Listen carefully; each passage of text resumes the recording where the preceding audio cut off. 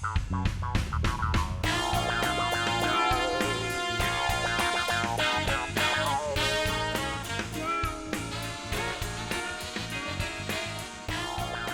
guys, and welcome to another episode of the Cigar Lounge, Cigar Talk Show. I am Paoletta. This is Johnny. Was on time today, Hunter, and Muffins. It's two episodes in a row. Yeah, Muffins behind the camera. No, you were early last episode. Was it? He was early, wasn't he? Like 3 minutes early, I think. I think it was the episode before last. He was. Oh. No, that was when he was early. Then he was late. Yeah, then he was late. Yeah, because in the editing, I was able to see the edit. And in the bottom, it says, Johnny, I'm late again, Hunter. You keep getting all these taglines put into your shit. The punchline of the show, huh? In a good way. Yeah. I mean, you ain't been fired yet. I mean, how can you get fired from something that's not getting paid? I mean, it doesn't work that way. Probably pretty easily, if we're being honest.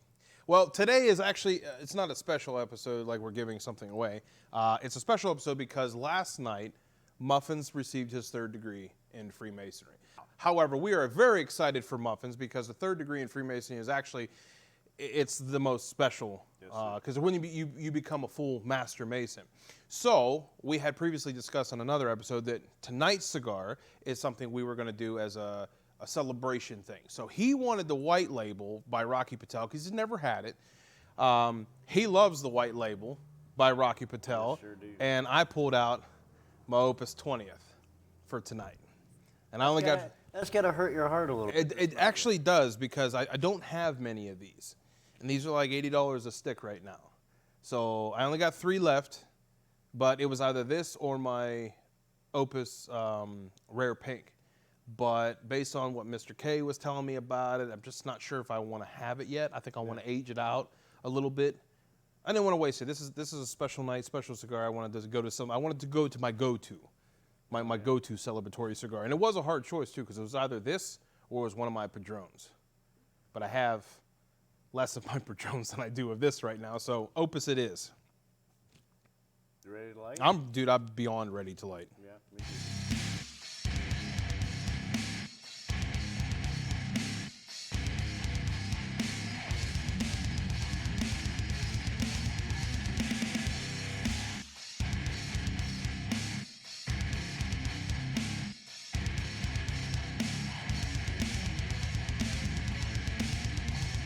Absolutely adore this stick.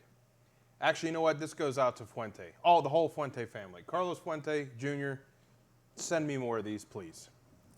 Please. Or release them so I can buy them. If only it were that easy. That's why I said, worst could just put them out. I just want to buy them. Rocky, you can send me a box, message us, and I'll give you an address. You going to give him money? I'll give you $1. Those are expensive. Yes, they are. That's why this is only the 2nd one I've had, and I love them so much. What about you? This is the first time you've had one. We're going to jump to you. You're going to kick this one off. Oh, great. No pressure or anything. It's a very interesting smoke. It's a Connecticut shade wrapper, so I was expecting a very, very mellow flavor. Not what you get. Not what you get at all. You get kicked in the teeth. Yeah. Because you stare at this thing, you're looking at the color of the wrapper, you're looking at the fact that it is a Connecticut. It's a very light cigar. We just had B-roll, bro. We're talking about it. Yeah, so was expecting a pretty mellow flavor, which I typically don't mind. I like the mellower cigars. Kicked me right in the throat, full of flavor from the very, very, very beginning. I'm getting a weird flavor, not a bad flavor, but like a little bit strange, something I've never really tasted in a cigar before, but every couple hits, it's not consistent. I'm getting like an unsalted, unbuttered popcorn, like just plain white popcorn. I can second that. For real, you're getting that too. When he said it, yeah, I can relate that flavor to unbuttered. Did you guys get pepper? Fresh cracked black pepper from the moment you started it? Maybe in the very first puff. Okay, because I actually have, I was lucky enough, George down at Penn, Ohio, he gave me one of these specifically to test before he started selling them. And I did a write-up on it. Matter of fact, I'll read it. I started this thing off with, holy shit, this cigar looks and smells sexy. Am I lying? No, I can second that. Looks great, smells great. Connecticut shade wrapper, grown in the Connecticut River Valley around the Hartford area. Have you ever been to Hartford, Connecticut? Pretty shitty, other than the fact they grow this badass tobacco there. I put in my thing, before I even lit it, it looks creamy as it just sits here on my stand, because I had my ashtray. It looked creamy. And it's definitely creamy. And I was sitting in that one chair by the door, that really wide-ass chair that you could fit a tank in. I was sitting there, and the sun kind of comes through there, and it was shining on it. It looked like it would have that creamy flavor. Mm-hmm. The aroma is fantastic. Notes of rich, musty leather and a splash of cedar chips. The dry draw is just splendid, producing similar notes to the aroma with hints of blackberries. I don't know if you guys smelt your cigars ahead of time, but I actually had a little bit of blackberry in there. I couldn't place it, but the dry puff, I guess. What is there a term for that? Dry draw. Dry draw. The dry draw was definitely a little bit on the fruity side, for sure. I put the most stunning point, or excuse me, where did it go? But the most stunning point of all on this cigar is the banding. Tell me I'm lying. That banding on that is just sleek. And you know what? It's not overdone for the cigar because the banding speaks for how delicious this thing is. But it's that elegance. Yeah, that rose gold, white and rose gold, that pearl white with the rose gold in it. Dude, you should see the box on it. If you guys haven't actually seen it yet, look at the box that these things come in. Yeah. It's got the same vibe as the ALR in the label. Yep, it's dope. Let's see, a wonderful label with a stunning aroma of rose gold lettering and a design, and there is a shiny white ribbon at the foot that really ties it all together, which you had down at the foot of it. Mm-hmm. My Opus has a blue at the bottom. I'll get to that one next. Let me see. Here it is, but now it's showtime. I just fired it up, and what an amazing start. My palate is just smacked around with notes of old leather and velvety earth tones, and there is also a burst of black pepper that adds an extreme kick to a medium-bodied cigar. That's how I started that off. Agree? Disagree? Since you're smoking them? Yes, definitely agree. I'm getting something. It's not black pepper. And that makes me wonder, because the box that George had down there, I think he had for a little bit. Mm-hmm. And George always likes to get his cigars and leave them in there for a couple months before he even opens them. Well, these are aged 10 years to begin with. Yeah, but once they get into a humidor, then they start to adapt to what you have. And different people keep their humidors at different levels and this and that. So you can get something different out of different humidors depending on where you go. But I don't know, I got smacked around with that black pepper. And it's mostly because I'm afraid to smoke cigars that have too much black pepper. You know what I'm talking about. Yeah. So when I initially taste that burst of black pepper, I'm like, oh, fuck, is this going to be one of them? Like, did I just waste $21 on this thing? But it wasn't. I mean, it was fantastic. I wouldn't say black pepper like Dustin would say. I'm saying more of a table pepper. You know what I mean? That is black pepper. Well, it's black pepper. But I said cracked black pepper. Yeah. When you say like black pepper, I think of like fresh cracked. It's really. Oh, you're talking about Denny's black pepper. Yeah, like what you get on your. Pepper. You're getting white pepper because white pepper has that bitterness to it. Yeah, it's like giving me that little bit of a bitterness, but it's not like a spicy kick. Like black pepper gives you that spicy kick. I'm not getting that. I mean, I literally just taste it very slightly. And you're a little farther along than he is because you always light up before we do. I put halfway through the first third, a buttery texture arrives that truly makes one salivate even more than I was before. I was halfway through the first third. I can agree with that. I will say this too. It's delicious enough, but it's also mellow enough that I feel like I'm sucking it down. You did get I'm pretty damn far on that. So that actually looks like you're about to roll into the second third. I am rolling. Okay, into the second. then I'm going to throw this out at you. I left it out for a reason. As I rolled into the second third, I had a touch of prunes. The leather still stands strong, and the creaminess is just perfect, but the black pepper for me died off about halfway through the second third. But then I ended up getting notes of blueberries in my second third. So watch out for that and see if you actually notice that. You're getting a lot more fruit flavors than I did. would have expected. I got the fruitiness from the dry draw. I haven't gotten fruitiness.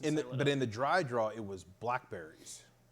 In the Sure. second third, it turned into blueberries, which is weird. You know when you walk into an antique store and you get that very distinct smell? Yeah. It's all the old fabrics and all the old woods just in the air. That's the primary flavor that I'm getting. old. Yes, but like old wood, different types of wood, old fabrics, old leathers, like the whole amalgamation of old things rolled into one. Say that word. What? Amalgamation. Amalgamation. But he can't say Nicaraguan. I don't understand. Nicaragua? Nicaraguan. Nicaraguan. Nicaraguan? There it is. There it is, you fuck. We've already established you can say Nicaragua. Yes. Since you've actually already had it before and this is your second one, why don't you tell everybody what's actually in this thing? We already know it's the creamiest Connecticut shade wrapper I've ever had. You're going to have to give me a sec because I don't actually know. Well, if you had an iPad, we wouldn't have to sit here and wait. But it's okay. I'll wait.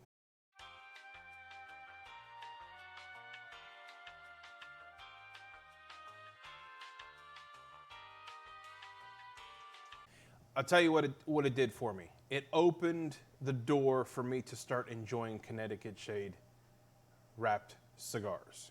Well, there's Because been a few. There has been a couple, but this one I would take over all of them. The main reason is the body of that cigar had a lot of heft to it. And I like bolder cigar. Oh, you're not even paying attention. You're looking Yeah, at I'm shit. listening. Then I'll talk to the camera. It has a lot of heft in it.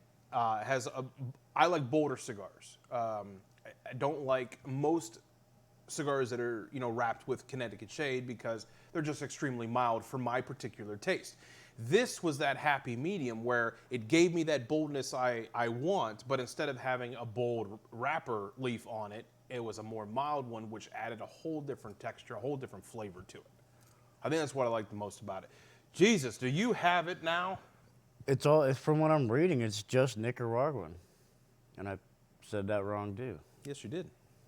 Which is the only reason I wanted you to tell us what was in it. I really thought that it would have been more to it because I'm getting so many more flavors than... Well, it has Honduras in it. Honduran. And I believe it's, let me see, succulent blend of Nicaraguan binder and tobaccos from Honduras. Nicaraguan is also, and there is also undisclosed fillers. I have that right in my shit because when I put all the specifics in, I always try to research it first to try to find out what's in it. So what does that mean? Undisclosed, it's just it's like Fuente, it's like Padron. They do not tell you what's in it. Now you do know when Padron makes a cigar, it is Nicaraguan. They are Nicaraguan puros. Well, that's the point I was going to make. Fuente is Dominican. Padron is Nicaraguan. So, what does undisclosed mean coming from Rocky Patel, who uses... It's just a blend of tobaccos, and he's not stating where they come from, what they are. Yeah. That's all I could find at the time of writing this review.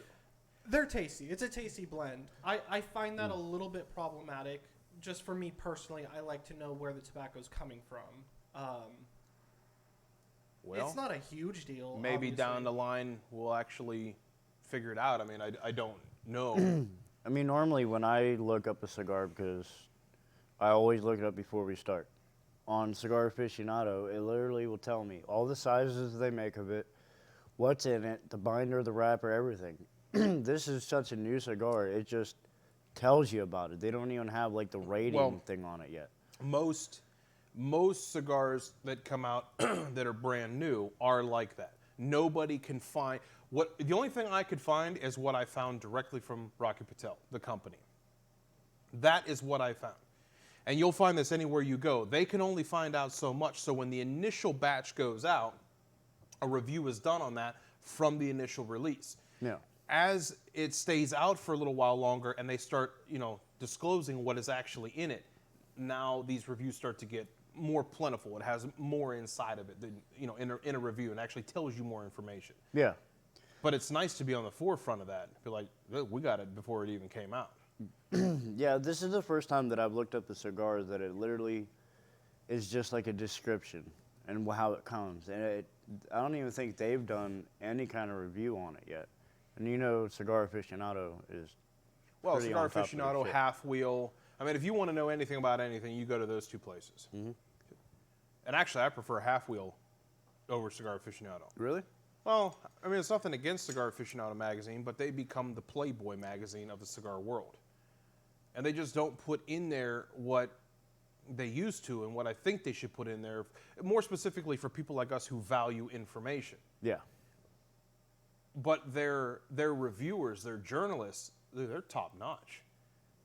I mean, the editors, all of those guys are top notch. I just feel like the magazine doesn't give you what They're you really getting need. too big for the small details is basically what you're saying. Well, yes and no. It's a tricky one. I don't want to down them.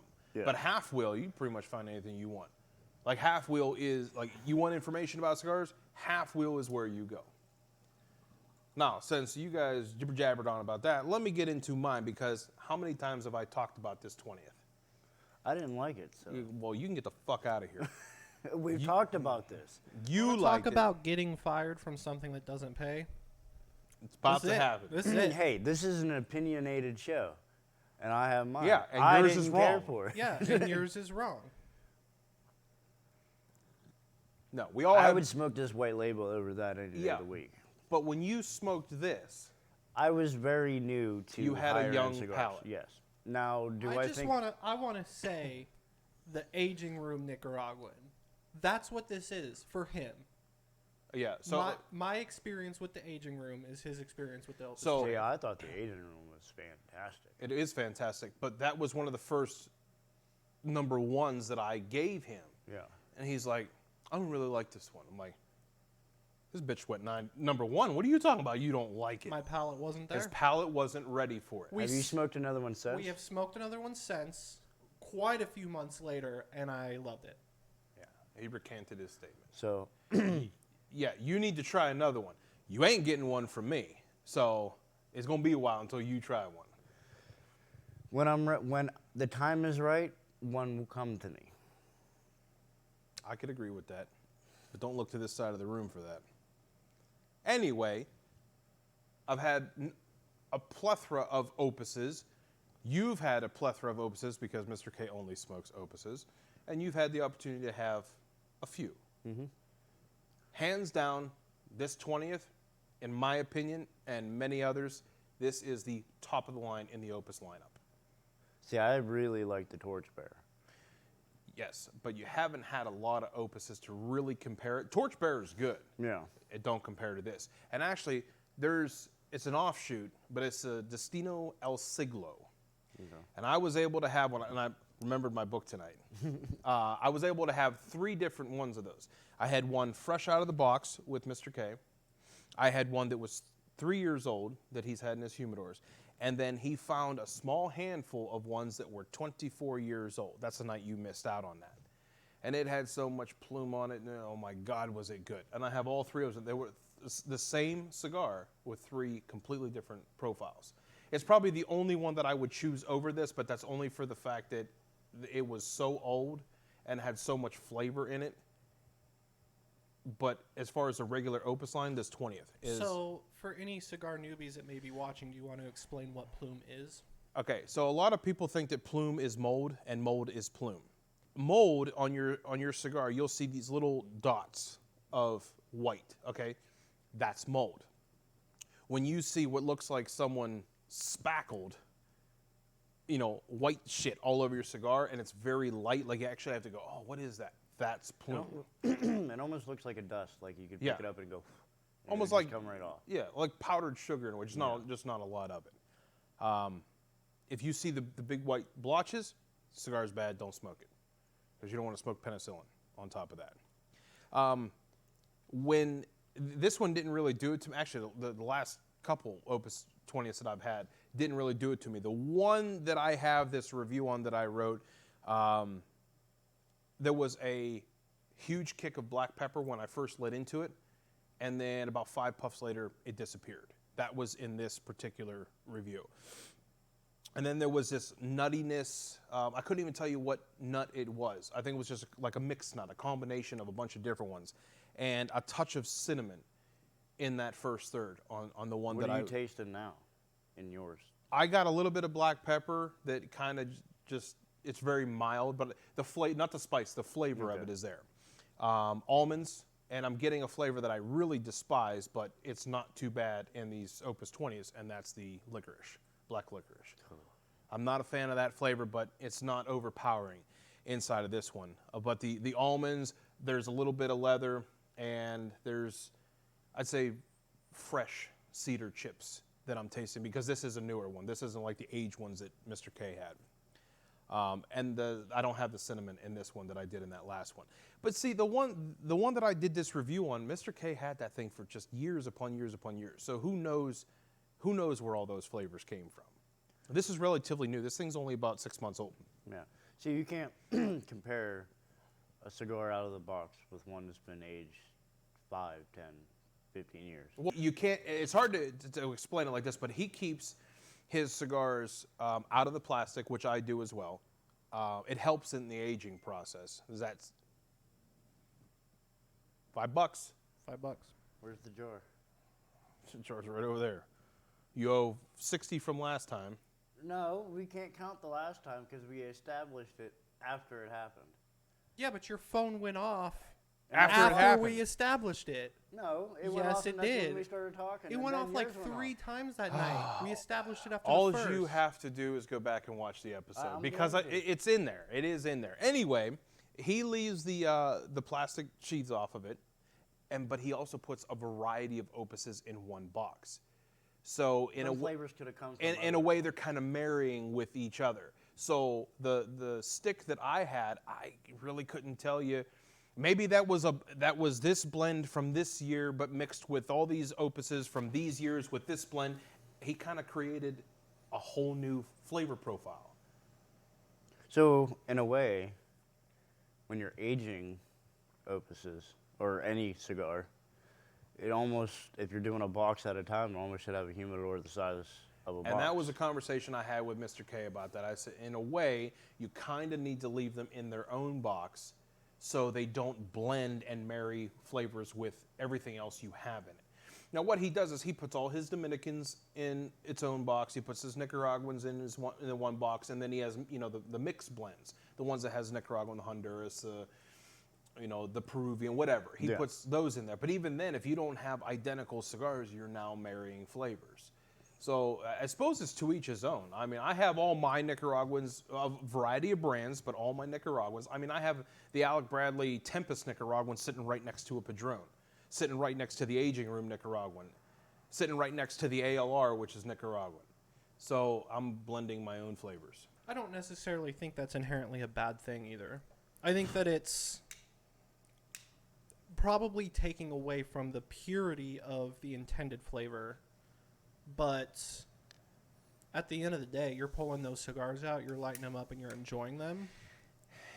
That is true, but I look at it more along the lines of what you're saying is you're doing what you want. You're creating what you want. But that's why it's always very important that when you get that fresh box, smoke 1 or 2 or 3 before they go into that humidor. Because even if you put them in the humidor and 2 weeks later you pull it out, it really didn't have enough time to sit and marry. But every box I've ever got, I've smoked one immediately to see, okay, what different am I going to get? Because who's to say this is any different from going into a store's humidor and walking in and they've got all these cigars in one big-ass humidor. Now, granted, the plastic's still on them, but then you get ones like that Leaf by Oscar or cigars like it where it doesn't have plastic. It literally comes wrapped in a leaf. Yeah, or just the regular cigar. Yeah. So what's the difference? I suppose to maintain its purity, you probably should keep it in its own box with a Bovita pack sealed. It's the only way you're going to get the pure flavor that it was supposed to have. Yeah, I mean, in a humidor, or at least the ones you normally walk into, they're all in their own separate box. Yeah, they're all in the same room, but they're still But they're kinda, open. They're open boxes is what I'm getting at. Yeah, but they're I just separate. don't think that's sustainable for a cigar shop to do. No, no, it's not. And even even our guy that we pay attention to on Instagram, Alex Cigar Dandy, the places he's walking into, I mean, they're like the most elegant fucking cigar shops you could ever imagine. They still have theirs in there. Now they're spread pretty far apart, so they've got their box here, and then it's like they skipped an entire space where you could put a box, and then they have another box. They're literally putting one full space in between them. Don't know if there's an actual reason for that or not. Maybe it's just how they set it up. I don't know. Don't you dare rip that band. You know I keep those. You can look at all you want. You're pretty far along. Anything else you're getting? Your turn. Honestly, I was listening to you more so than even smoking this. Shame. What about you? I am getting. Listen, I'm trying to let you guys catch up. He's enjoying it, is what he's saying. I'm enjoy it getting too. cashews. What is it with you and these cashews? Every cigar. I love cashews. Every cigar. And I think it's that dry nut. And when I don't know, it's that, cashews taste really dry, but they have a distinct flavor. Is this the episode you come out of the closet? No, never. I mean, you got to poke your head out every once in a while, check around the corner, but hey. God. No, but dry cashews with almost like a half and half cream.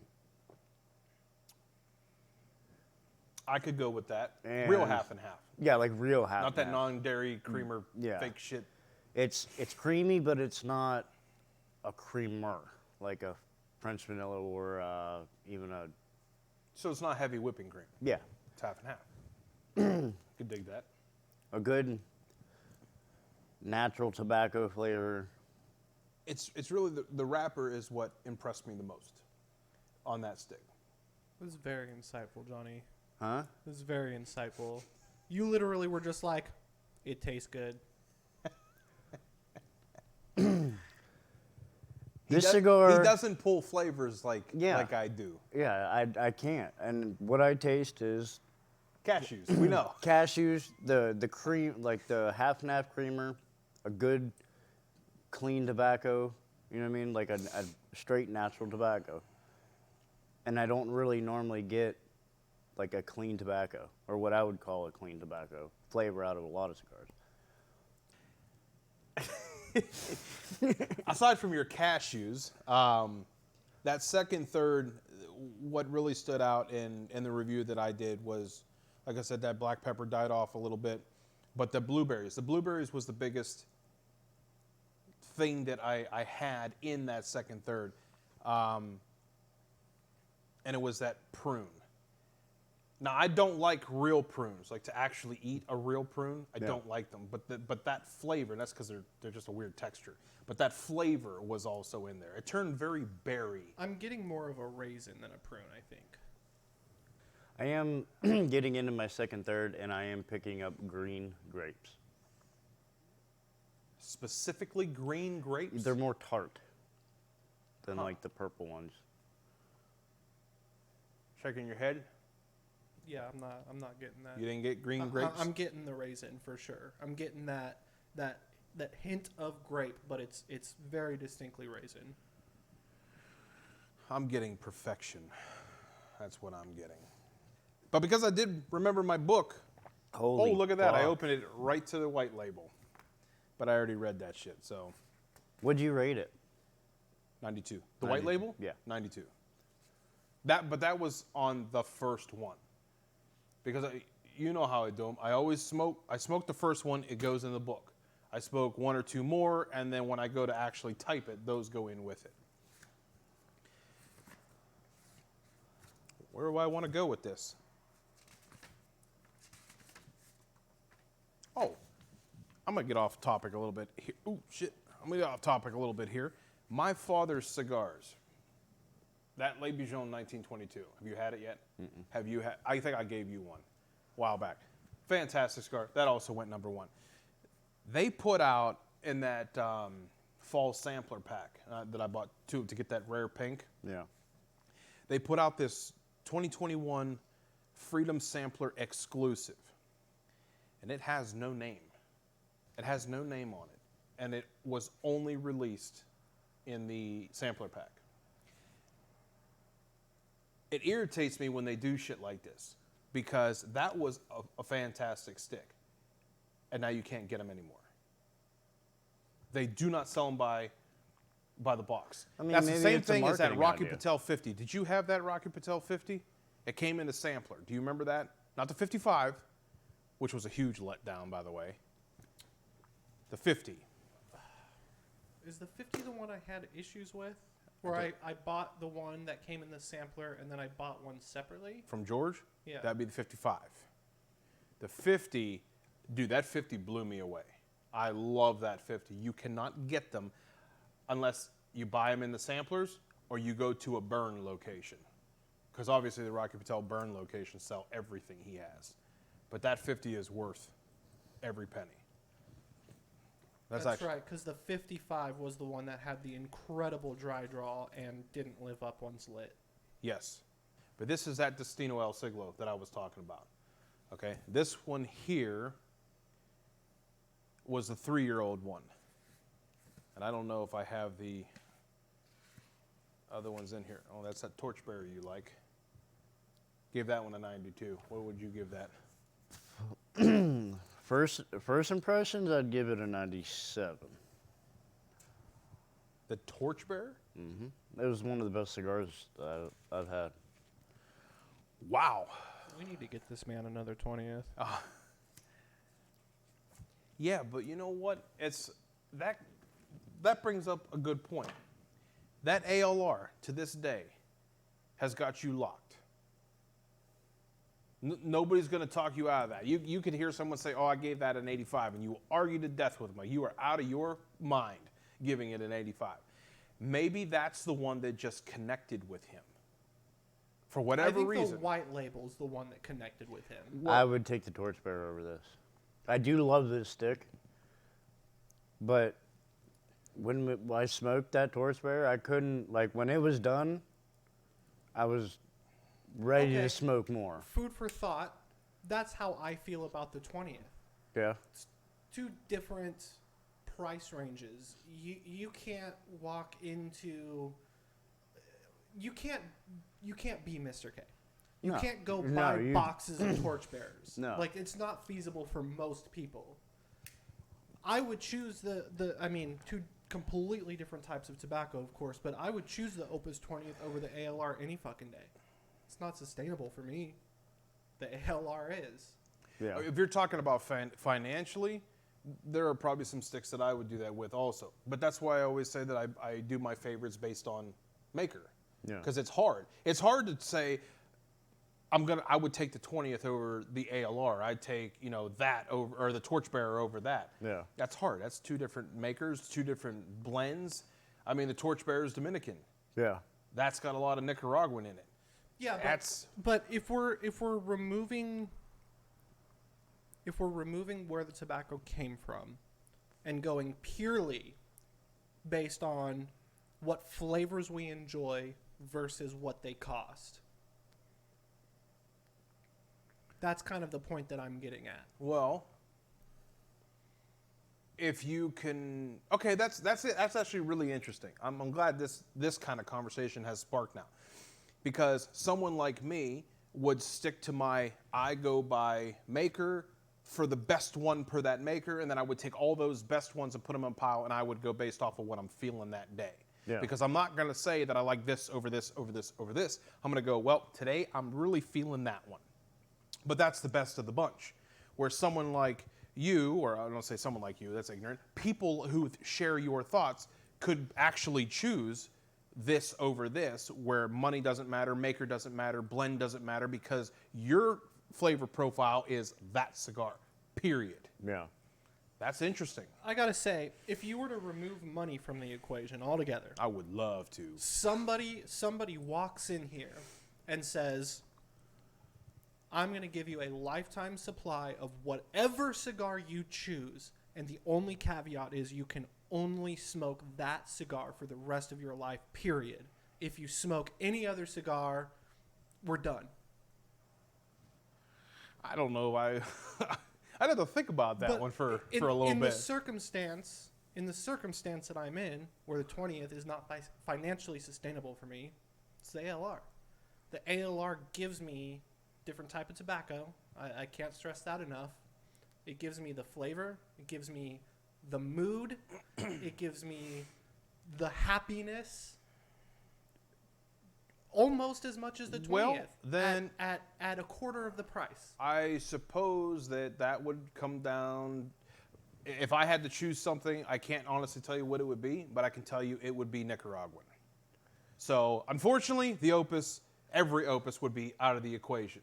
It's funny that you guys brought that up, because if I had that choice, the Padron 1926 would be my choice. It's not my favorite flavor, but the smoking experience of those cigars that I've had, it's the Padron 1926 would be it for me, for sure. I definitely think it's safe to say that I inherited from Mr. K the love for Dominican.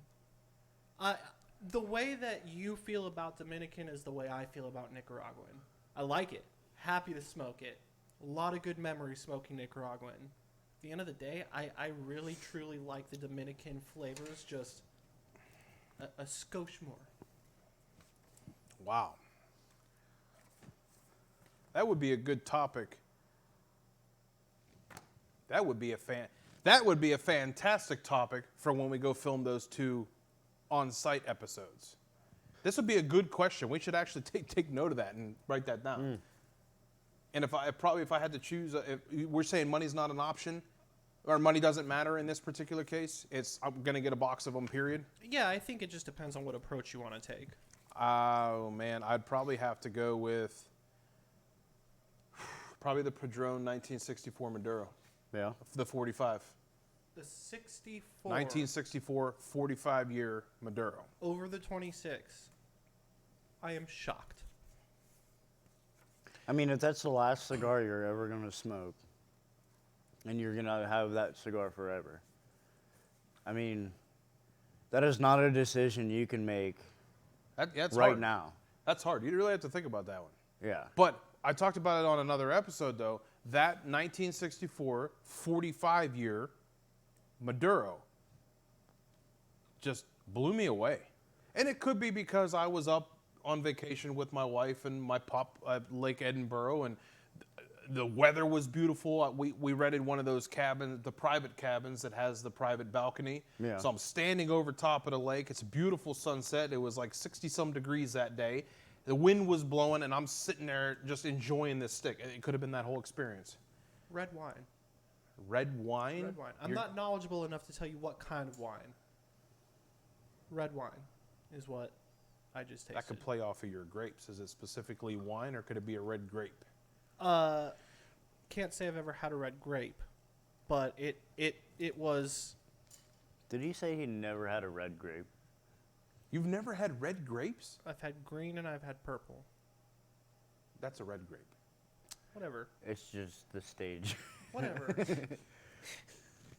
No, it was very distinctly wine, like almost with that like alcohol undertone, just very slightly. I've drank wine one time in my life, and I will never drink wine again. Then you had shitty wine. I got very sick on wine. Then you had shitty wine and too much of it. Yeah, it's probably what it was. But that is one of the things that is stuck in my mind every time I smell wine. You have one of them foods that, like, you loved it, and then something happened, you just, like, never again will I ever... Cinnamon waffles. Look at the size of me.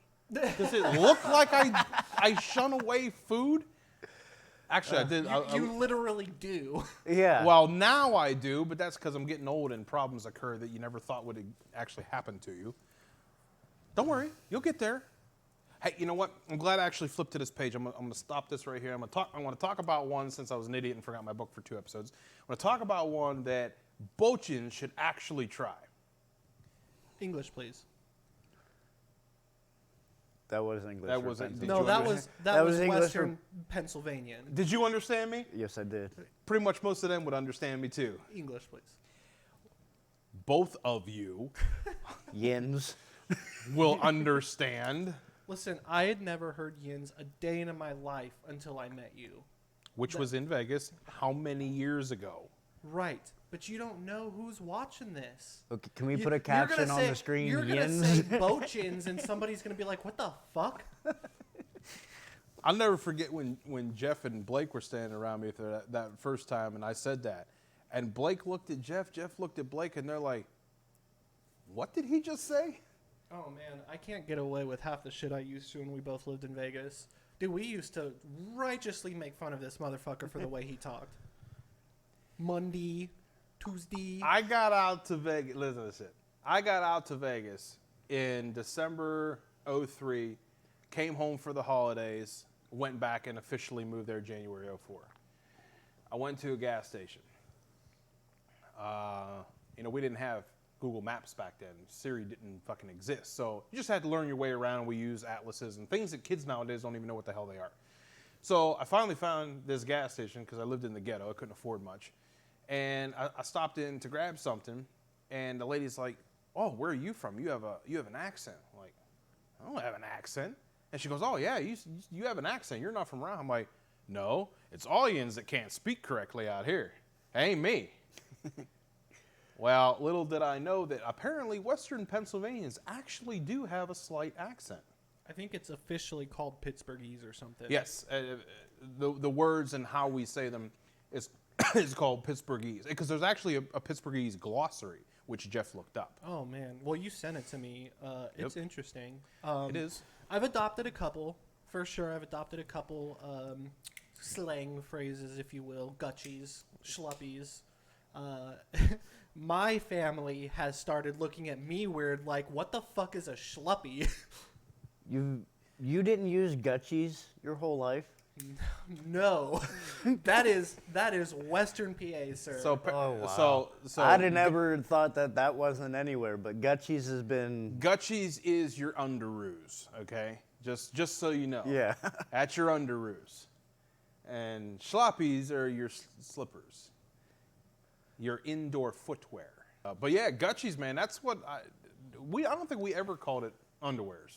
No, it was always Gutchies. It was always Gutchies. Always. Yeah. I need to go get Gutchies. Mom, can you wash my Gutchies? Yeah. I couldn't tell you, bro. I could not tell you. Anyway, back to the cigar that I want to actually promote a little bit here that we're not smoking is the Nimmy D. The what? Nimmy D. NIMMY.D. That'll be on the screen. It will be on the screen. You can, and it's normally over here. So, right there. Check it out. Nimmy D. I believe this was actually made by Nish Patel. Who's Nish Patel? That would be Rocky's brother. Okay. Which I heard he was funny as all shit. I heard he was a cool guy. Matter of fact, all the Patels I think are cool. Because when we were talking to Tracy, I mean, one of the cigar reps for Rocky Patel, she was telling they're all just good people. Good. Yeah. They laugh all the time. I feel like all cigar makers are... It's a different breed. Yeah. Cigar people, we're not going to call them just makers. Cigar people in general are just a different breed of people. But the Nimmy D, and on the banding it says the Patel family. I'm pretty sure he created this one. Dude, this thing was fantastic. And I think George has them down there. Okay. Next time you're down there, actually go and try one. Bold is all shit, though. See, then I might stay away because I'm not But too what big kind on of the... cigar journalist are you if you don't at least try it? I will try it. I mean, think about some of them other ones you tried. Who the fuck said he was a cigar journalist? I mean, You're the cigar journalist. He's a fucking co-host. What is that? My journal. with cigars in it. I tried to do a journal because I think the idea is great. Yeah, you know what? Bochins actually So did the did same I. thing. You both said, "Oh, that looks awesome. That's cool. A cool idea. I should do that." I think you got. I got three cigars in my journal, and I couldn't tell you where Okay, it's at I now. at least got a few months of cigars in before I gave up on it. After like the third one, it was like a new cigar. I don't even remember what it was. But I was like, I really just want to sit and enjoy this. I don't want to be thinking so damn hard about That it. is literally exactly what I said when I gave up on mine. So, when I go to test these, when I figure out which one I'm going to do, it's a process. So I take a blank page, okay? I take the entire cigar, and I write at the top how much it is, what it is, and then I put the boldness or the strength of it all the way to the right, and then I leave space for my rating and for the date. Then I take the cigar and lay it down so I can see how far the band comes down, because I tape them in, and then I start writing. Now, before I even smoke this thing, like days before, when I know it's going in here, I just don't put a date on it. I start by putting the information I can find on what it is, what's in it, where it comes from, all this shit. Then when I go to sit down, I'm only writing a very short paragraph of what I'm tasting. That's all I do. So it's not as much effort as you guys are making out to Sir, seem what like. you just described is more effort. You're preparing several cigars in advance before you even smoke them. If that's not more effort, I don't know what is. I'm a journalist, so fuck off. See, little history if you haven't watched our first season. Our first season, I was about a year into smoking cigars, not very knowledgeable, and I'm learning something every day. Aaron's been smoking cigars for many years. I am nowhere near an expert. I'm not an expert either. But he's very knowledgeable. Anything I say is from I wouldn't say I'm a greenhorn in cigars, but I'm not far from it. I'm learning all the time. Everything that he says is coming from a place of, I taste cashews. Well, what the fuck? But Continue. Continue. I enjoy our conversations. Dustin, I'm really glad you come to our show. It gives us a whole nother... No spray, not cocaine. Just stating that. Wasn't even on you. Okay, good. Cut that then. You just created an elephant that didn't exist. Cool. But, oh shit, you got me lost now. But anyway, you coming on, and we're all on different levels of experience in the cigar world. And as time goes on, the more I learn. Every time we sit here, I learn something new from him. Every time we sat with Mr. K, learn something new. Cigars is a whole world of information. Well, I think, and we touched on this in a previous episode too, and it's certainly what I firmly believe is that a cigar is not just about the cigar. It's not just about the tobacco or what you're tasting, but it's the mood, it's the people you're smoking with, yes. it's the weather outside, it's what you're drinking. Every cigar creates a memory based on every single thing that's happening around you at that moment. Cigars, for me, are like music. It's a time, it's a place, and it's an emotion. Okay? I'm a huge fan of Def Leppard. All right? I can listen to every Def Leppard song out there, and it takes me back to a certain time. A lot of it, and one of the reasons I keep listening to it, even when I'm sick of it, it reminds me of my dad. My dad's been gone for a little over 2 years now, and a Def Leppard song comes on, a Poison song comes on. Me and my dad used to go into the basement and play drums together to these things. I told you before we started this episode, 38 Special, that song Hold On Loosely, me and my dad used to play that. And I listen to stuff, so that's a time and a place and emotion. That's exactly what these cigars are. Yeah. You will never forget the first ALR you had. A time, a place, and an emotion. Time of day, you remember. Place we were at, you remember. The emotion you carried with that, you remember. And to that end, as somebody with a very, very terrible memory, that's going to help me remember that whole day. That golf game that we played was our first 18-hole golf game instead of 9. Just an incredible Saturday. And it is something I will never forget. And I think that's special. I think it maybe gets a little watered down when you're a daily smoker, like somebody like you who oftentimes smokes a cigar alone. Maybe you motherfucker.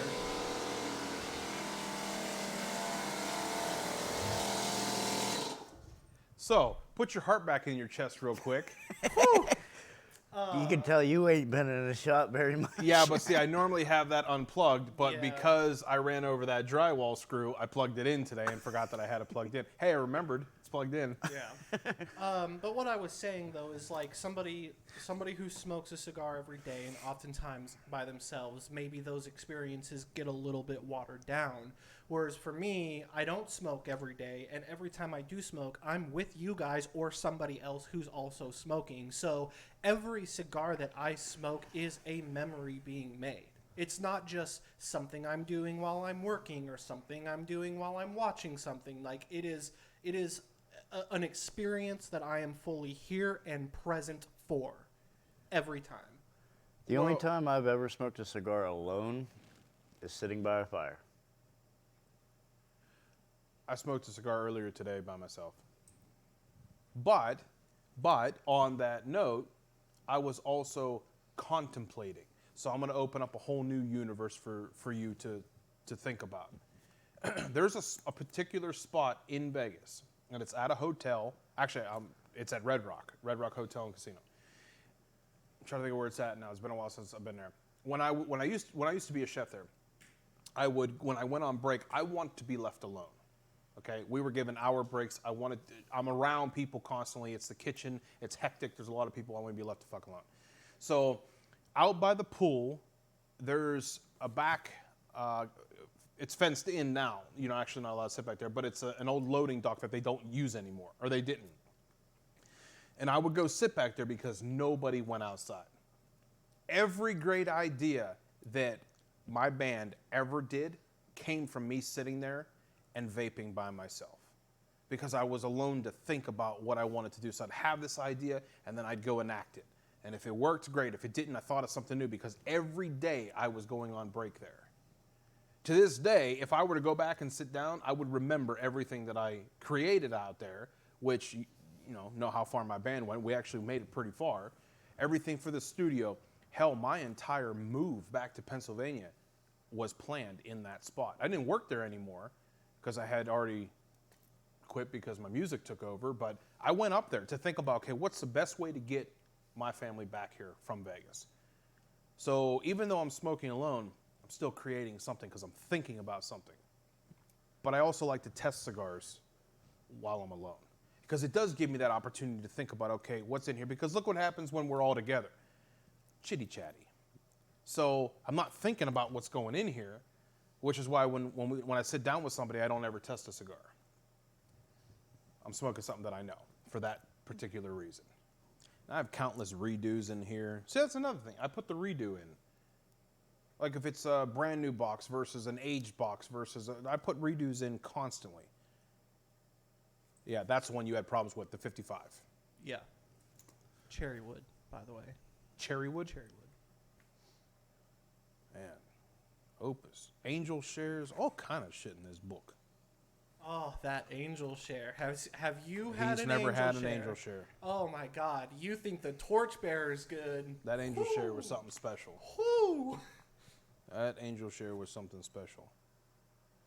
Like the tobacco. Especial I dulce. still haven't smoked that. That was one I of the have very... one if you want to no, smoke I've got it. one. Okay. It was one of the very first cigars that he gave me. So I don't know if you know this, but before I moved out here, I bought a humidor through him, and he set it up. He seasoned it and everything for me before I even got here, and threw just like a shit ton of cigars in there. At least a dozen different cigars in there. It was a lot, dude. He moved here with quite a few cigars. Yes. And the tobacco was one of them. I haven't smoked it because I had such a terrible experience with a different infused cigar that I'm afraid to try it. Wasn't that the M? It was. I didn't want to say it. I didn't know if we were going there, but yes. Oh no, you go there. But it's because you know what? you saying your piece about that might help somebody else. And that is the whole purpose of this show, Yeah. is to throw out information that could potentially help somebody. Listen, if you like flavored infused cigars, we won't get along, but you live your life, Queen. The M by Macanudo. Did you get that, King? Yeah, I did. It's bourbon flavored, if I remember correctly. Bourbon, yeah. I got 4 puffs into it and had a migraine. Yeah, I remember that day. Just not for me, man. But are you talking about cigars that you don't like? It's not just the acid line. Hey, that's what you get for talking shit, bumping your teeth like that with your coffee cup. Fuck you. Fucking universe paid you back. I think flavored cigars have their own time and place. But remember, the #1 selling cigar is the acid line. It's Because it's... they're good. But what do we all just get done discussing here? A time, a place, and an emotion. Yes. And if people like those acids, It just so happens it creates that for them. time, place, and emotion is not anywhere near my mouth. But it's not just acids. I'm going to throw out one. Matter of fact, I'm going to call this guy out because, Rocky, bro, I love your cigars. Let me tell you one I don't like. The #6. Didn't like it. No? Matter of fact, there's no rating on it because it's incomplete because I threw the shit away. Couldn't stand it. I have not mustered up enough courage yet to go back and get another one, mostly because the size that I had, and I wrote it down in here, was a 6.5 by 60. I don't like 60 gauge cigars. Anything over 54 is just, it's getting uncomfortable for my enjoyment experience. So I want to try a smaller version of that. So the #6 #6. was one of the ones that we were excited about. I was ecstatic that we it was discussed coming out. this on a previous episode, how late last year was a beautiful time for Rocky announcements. We had the They white were releasing label, shit left we and had right. the Disciple, we had the 60, and the #6 came out around that same time. It was included in that group of cigars that we were like, oh, we gotta fucking try this. We smoked it together. I don't remember it. I don't remember liking it. I don't remember disliking it. It was that average. I don't remember it. It wasn't good. I was not a fan of it. I was actually more disappointed with that. I had high hopes for that. Now, then again, I also had high hopes for the 60, and I was let down on that first one. Yeah. It was a 6 by 60, clogged in 3 different spots, very little flavor to it whatsoever. And then I'm sitting there afterwards, I'm like, is it because it was new, fresh out of the box? Is this one of them cigars that needs to age out a little bit? And I went and tried a smaller size of it. I tried the 5.5 by 52. Holy shit, what a world of difference. And it was what I was expecting that 60, the 6 by 60 to be. It was fantastic. Now, I will say this on the #6. I think we kind of went into it with not a super positive mindset because of what was in it. I don't remember exactly. I think it was Honduran, or maybe a Cameroon wrapper. Something. There was something in it that we were like, this is going to be weird. 60. The #6, not the 60. Oh, the #6. Oh, matter of fact, that is the 60. That's the 6 by 60. And I gave it an 88. Very disappointed. The #6. Honduran. Yeah. I have it right here. This has a Honduran Corojo wrapper, Honduran binder, and Honduran fillers. That's So a lot of makes sense. Honduran for someone who hates Honduran. Yeah, so makes sense, right? I think that's the one thing we all agree on is that Honduran's not exactly our favorite type of tobacco. No. But in true journalistic, I don't know what I'm trying to say. In true journalistic fashion, you still tried it. smoked it. I tried you it. still tried it, knowing it was primarily Honduran. I got through as much as I could. There was a quote a long time ago. I can't remember the master blender who said it, but he said, never judge a cigar by how it starts, always by how it finishes. Sometimes you just can't get through that enough. And that #6 was like that for me. However, I also had a couple of factors playing into it. The size was the biggest one. So, in true journalistic fashion, I'm gonna try it again in a smaller size.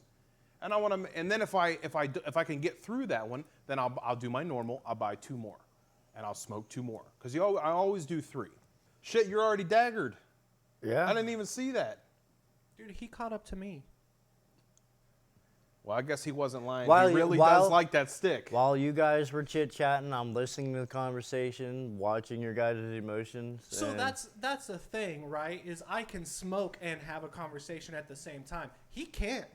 I'm look at Italian. look at his stick. I'm Italian. We use our hands when we talk. What do you mean? As I'm talking, like, come on now. Even if we're not doing the show, even if we could be playing rummy, you can play rummy and smoke at the same time. The moment you open your mouth, that cigar is down. Less talky, more smoky. It's That's because- probably why he sits by himself and smokes cigars. Is it like I enjoy it? Yeah. See, now we flip the script on him because he used to bitch at you for smoking too fast. Now we're bitching at him for smoking too slow. Oh, by all means, keep going. Allow me to catch up. What are you getting on your white label there? Delectable. What? Scrumptious. Scrumptious? I What really... was the word we used a couple episodes ago?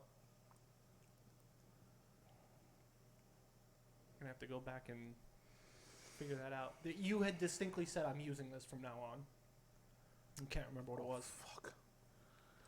Here we go again. So you put me on the spot, so now I'm never going to remember it. Yeah, don't even try. Keep smoking. It's delicious. I'm coming up to the end of the cigar. I'm pretty much at a nub in here. Would smoke again.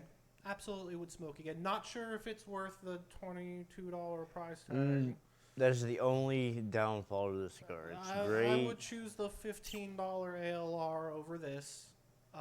I think if this were $15, it would be a hard sell for me. Or I should say it would be a hard choice for me between the two. It's pretty good. Anyway, I'm about wrapped because I apparently talk too much, so I have way more cigar. These guys are down to their nubs. Our cigar had like another third to his, and I'm done.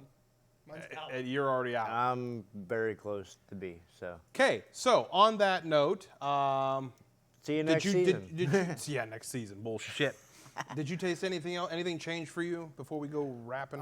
It's been a very, I'm not going to say total single profile, but light notes changed through the whole thing. But it's the main flavor is pretty much the same, but slight notes changes through it. I don't know how single profile even just came out of your mouth. That was so far from single profile. I got the same flavor through the whole thing, but other notes came in and out. Like I was tasting more cashews in the first third. The second third, I was getting more... Roasted cashews. No. I was getting more of the half and half. And it's a very natural tobacco in the third. One thing I want to point out about this Opus 20th. See, in 1992, the Fuentes discovered a new method to create this wrapper. By 1995, they had perfected it, for lack of a better term, and that's when the Opuses started. So this particular wrapper that I'm breaking right now, this particular wrapper, people said would be impossible for them to grow down there, and they did. So the 20th, which was released in 2015, was celebrating the fact that that's when the Opus line came out. The only difference in flavor that I'm going to throw in here before we're done is that licorice hit me. I don't hate it, but I also don't like it. But I still absolutely love this cigar. Loved it enough to give it a 97. I'm still in your torch. Don't touch my shit. Anyway, you got anything else? You got anything else? No, sir. I ain't got nothing else. Next episode, Cigar Dagger Giveaway. Make sure you guys tune in, and thanks for tuning in with us. We'll see you guys next time.